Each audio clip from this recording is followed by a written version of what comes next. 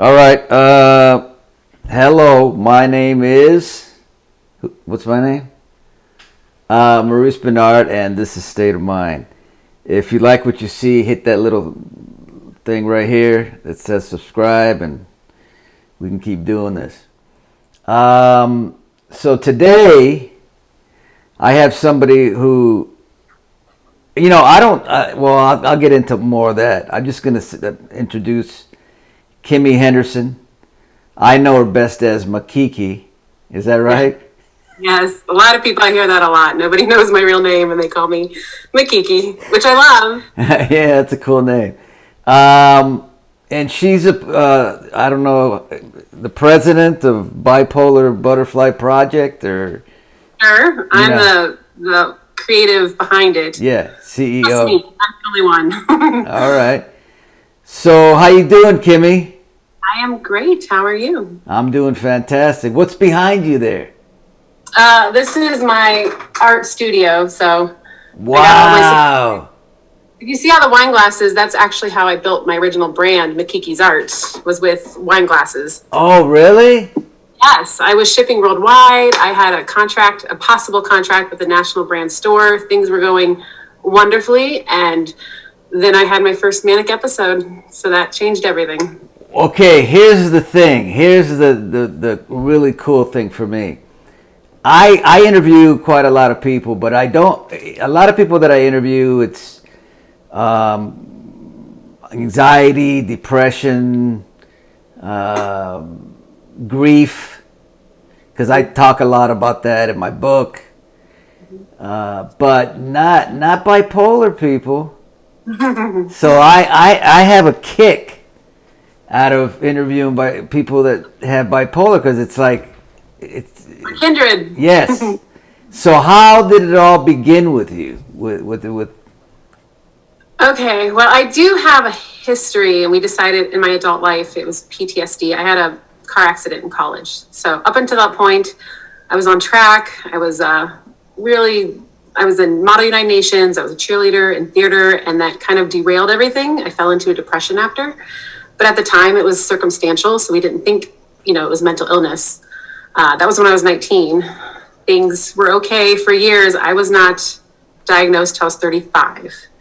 So as I said, things were going swimmingly. I was getting so busy with business, and I was building my brand, Makiki's Art, which is Mama and Aunt Kiki mushed together. That's what the name comes from. Wow. And things were going wonderfully, and then I had my first manic episode when I was 35. And during that episode, I painted a butterfly that I've never painted before, and that has become the face of the Bipolar Butterfly Project.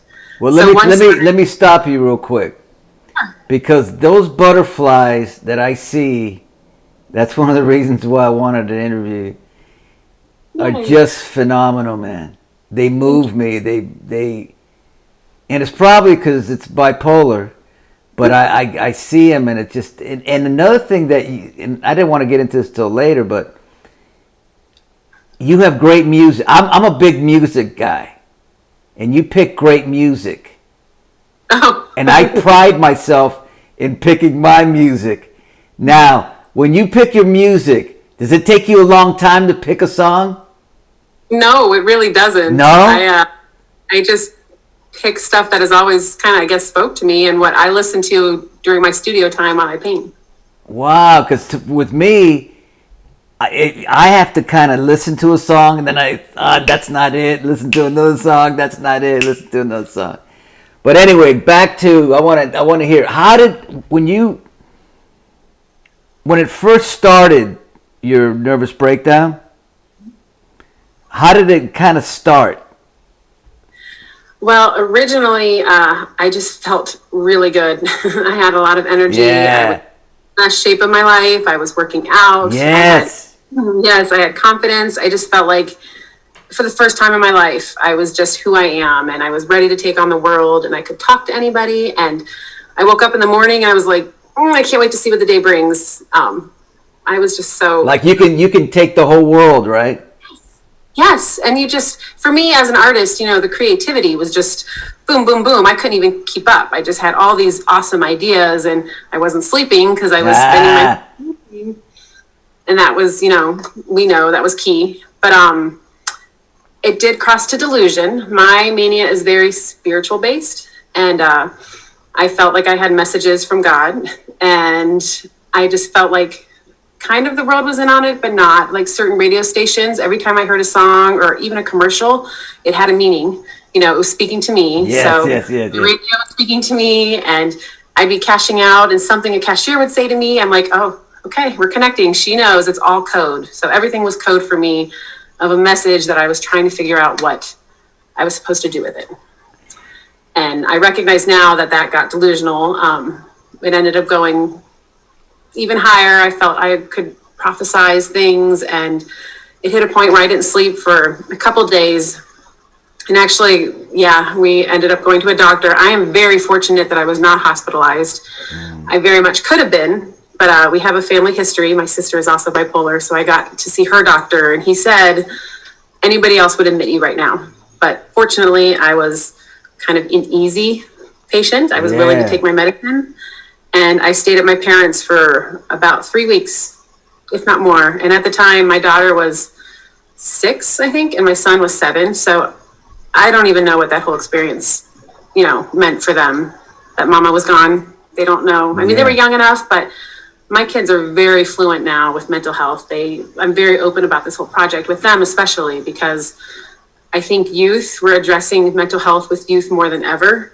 And this past year alone, we don't even know how far these ramifications will be for mental health for every generation at this point. So I think it's really important to talk to kids about this right now. Absolutely. I mean, I hid it from my kids because I didn't want them to see me in that state. And then during the pandemic, there was nowhere to hide. Right. So we're all stuck together. They were having a great time. While I was in the bedroom, not knowing what the hell I was going to do from one second to the next. But then I had to go to dinner, and they would see me, but they were sweet because they wouldn't acknowledge it. They just acted like I was all right. But I knew that I looked like hell. I could barely walk. That's how bad my anxiety was. I haven't had a nervous breakdown in 30 years. Wow. I've had 3, but my first one I was hospitalized. But I'm cool with nervous breakdowns and all that. It's depression and anxiety that get me. But it's important for. I think I did it the wrong way. I think I should have done what you're doing. Is let them see and know what it's all about, because then it makes it easier on both sides when it happens, as opposed to now they see me at 57 and they have to act a certain way, and it's but it's great to be loved, and it's great to be supported. Similar. A good advocacy for us, Yeah. Yeah. Oh, yeah. But can you imagine the people out there who don't have anybody? No, and this changed my perspective. I mean, you look at whether it's homeless or criminals or anyone, I'm like, who knows what they're going through chemically, and they don't have someone to help them. Yeah. You don't have someone literally rooting for you and helping you and holding your hand. I can't imagine where I would be. So yeah, a lot of people. I always have that when I see homeless people. Mm-hmm. Like, we haven't walked in their shoes. No. And it's so there's no reason that we should judge at all. Absolutely. And that's a big part of my project. I work with a lot of youth on projects, and a lot of it is about kindness, that we don't know what someone else is going through. Yes. You have not even chemically, but you don't know what their home life is like. They might not get hugged enough. We don't know what anybody, like you said, walking in their shoes. No, you don't. So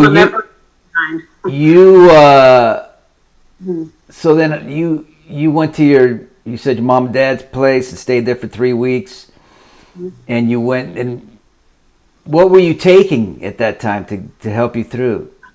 I honestly, my husband would know better. It's such a blur. I was on Risperdal was the first thing that I took to bring me down. Yeah. I feel like we did switch a couple things just for different side effects. But you may know this. I've never really struggled with depression until my rebound from mania. So, and that's a big part of, that's a big part of the Bipolar Butterfly Project is I did not get to, I mean, I had suicidal ideology, and I'm comfortable saying that now. I wasn't for a really long time. What is suicidal ideology? It's just when you're not suicidal, but you have, I mean, actually it can come to suicidal thoughts, but you think about it. I thought there were times in my life I realized my kids are healthy, and we were at the lake once and I was watching them swim, and I just was ready for it to be over. I was that low. I'm like, I wouldn't hurt myself, but if I died, I would be okay. You know what I mean? Like I just was that unhappy, and that's not. Did you ever have thoughts of, like I've had thoughts of actually doing it? I hate to talk about it because I always was afraid of control. Like I didn't want someone else to step in and be like, okay, she's. Yeah. I hated talking. I didn't like talking about it before either. But you know what? This just happened to me, so I know it's gonna help so many people by really talking about it. But I felt uncomfortable in the past, but now I'm just saying it. I mean, it's the truth. I'm not saying that anything that's not the truth. And the fact that we didn't do it, or I didn't do it, and we're here.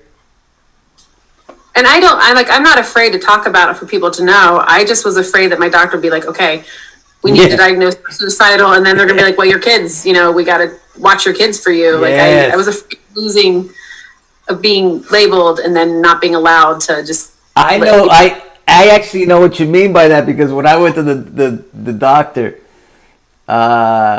when he asked me if I have suicidal thoughts, my initial thing was, oh, dude, if I tell this dude that he's gonna get the cops in here.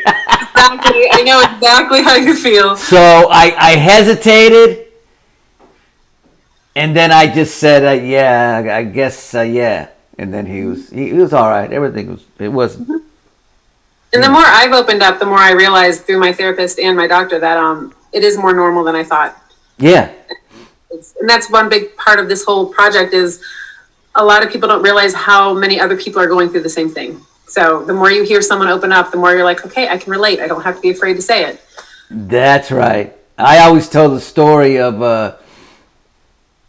I was thinking of with State of Mind, kind of like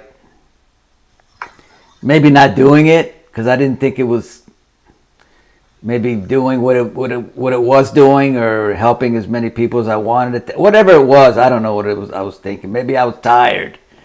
Right. And somebody wrote me, and it's a very simple thing, and I know it doesn't mean anything, and I always say it because I think it's important, but somebody wrote me and said, look, I just want to say that watching State of Mind makes me feel like I'm not alone. Yeah. And I said, oh, okay, I get it now, what this is about. And what you're doing, same thing. There's somebody right there, look, there's somebody in the corner. Oh, that's my daughter. I told her, I said, I have an important interview today. I was just watching that. It's okay, sweetheart. You're loud. What's your name? Amelia. Hi, how are you? Come here. You're loud. It's okay. Come here. Oh, she's playing my eye makeup, and she knows she's about to get in trouble. Oh, boy. Because I put on makeup, because I read. Yeah, but I think it's still all over. It's okay. Come here. Let me see your face. Here. Hi. Hi. She was 10 when the project started. I was? Yes, you were. And I was, actually, I don't know if they told you this. I painted this butterfly during my manic episode. Yeah. And I was painting more because I had such a feedback, because I had my following from my wine glasses. I had such a feedback from the mental health community. I'm like, okay, I'm going to paint a series and make prints. And one day while I was painting, I heard a segment on NPR, and it had all these terrible statistics about violence and suicide. And the one statistic that it just ate at me was the number 2 cause of death for 10-year-olds to 34-year-olds with suicide. And I don't know. I feel like she was 10 at the time. And I know children are genetically predispositioned to struggle. Yeah. With, anxiety. Right there is like, I need to do something with this. I want to change her future. I want to change her generation. Everybody's going to be affected, whether it's you or a loved one or a coworker or a friend or your future spouse or your future children. This is going to help somebody. Absolutely. How was the pandemic with you and everything else, your family? Well, this is what's amazing about it is the project was literally born in October 2019.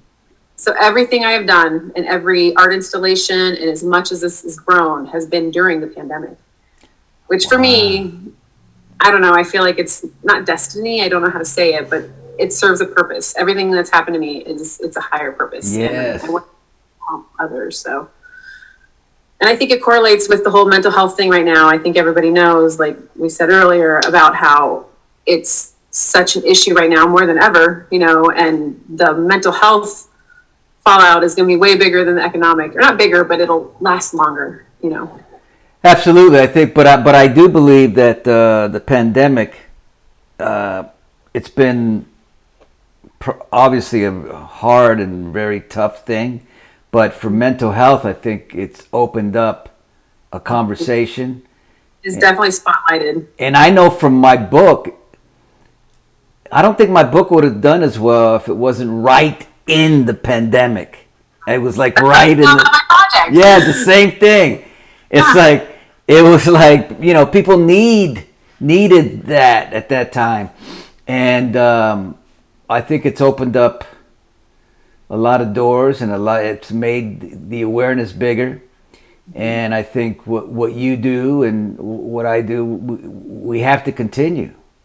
Right. We can't stop. Absolutely. Even if we get tired. That's a big thing for me, because actually 2 times I've thought about stepping back, because for what I do, it is pretty much all donation. I spend more time on the Bipolar Butterfly Project than anything else in my life, and it's all volunteer. And I'm in the process of learning about grants, and crowdfunding, but it's more than, I feel like I can't stop. It's bigger than me, and I have collaborations lined up, and I want this to be bigger than me. You know what I mean? Yes, I don't want yes. it to be me. I want it to. Yes. My dream is to be. I want the Bipolar Butterfly to be like a visual representation for mental health to identify. Yes. Pink ribbons and rainbows. Yes. I want Coca-Cola and Pepsi to have a butterfly during Mental Health Awareness Month in their logo. Can you show a butterfly or what? Do you have any butterfly? I want to see one of your butterflies. Do you have? Gosh, I have tons of them, but I don't know if I have any on hand. I mean, you got to see this stuff, man. This is one of the, I don't know if you see it. But Dang. this is one of, so the one side is intact, and the one side is, and it's supposed to represent how we all try to show our best beautiful self, but nobody knows what's happening. We might be crumbling on the inside, and mental illness is a invisible illness, so we have to recognize we don't know what people are going through. No, you don't. No, you don't. Now, can you give your information? Because I want people to see all this stuff. Oh, please do.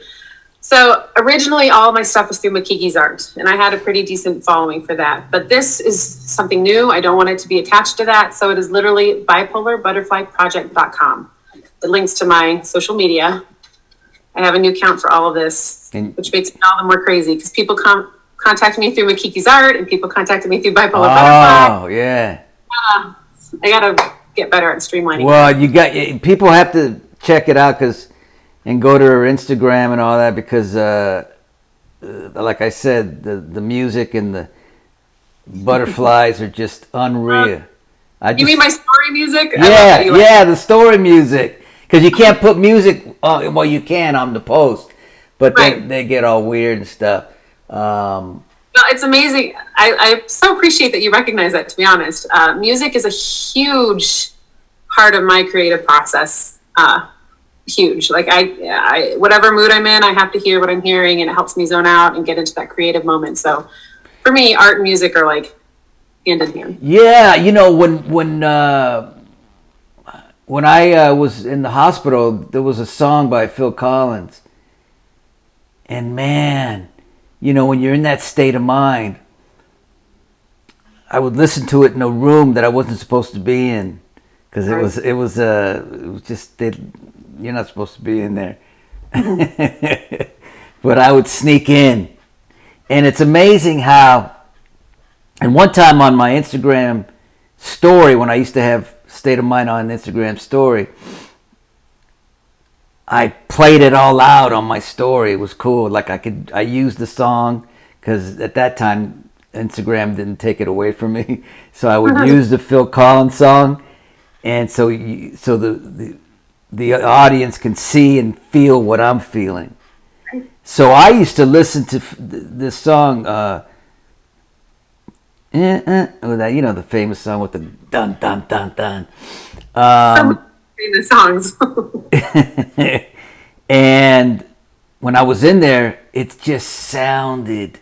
That's the thing about when you're in that state. It just sounded so boom. I imagine for you, I can hear a specific song that spoke to me during that severe manic point, and it takes me right back to that emotion. I don't know if that is for you. Yeah. And that's one thing I think is hard for people that don't understand what we understand, is that mania, that was real to us. That was an experience we experienced, and we lived it, whether it was in our head or not. So I just feel like people will never be able to understand that unless they go through it. But yeah, I mean, when you started talking about spiritual thing, when you had your episode, hey, I'm going to stand by me feeling God was in my room one night, and he was in there, and there was a light in there, an orange light. Yes, I was going through a manic episode, but it was I didn't even want to turn the light on, because I'm like, please God, don't appear. Please God, don't appear. At one point I was convinced that my dog was going to speak to me. I would look at him and wait, because I knew that he was more than he was, whether he was an angel, I don't know, but he was a messenger, and he was going to say something, but of course he never did. Right? But that's how much I was in the moment and believed it. Yeah. Yeah.